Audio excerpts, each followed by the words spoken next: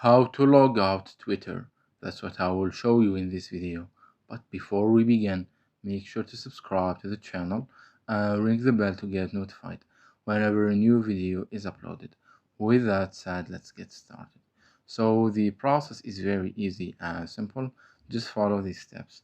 Go ahead and open up Twitter, and once you do that, click on the profile picture or icon at the top left corner. Then click on the settings and support drop down at the bottom, and from there click on settings and privacy, and here click on your account, and then click on account information. And on this page right here you will see the last option. It's written in red and it says logout. So if you click on it, it will give you this confirmation box. Just click on logout to confirm,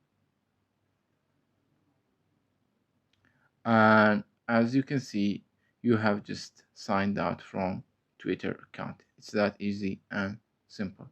So that was it for this video. That's how you can log out from Twitter. If you have any questions, please leave them in the comment section down below. With that said, see you in the next video.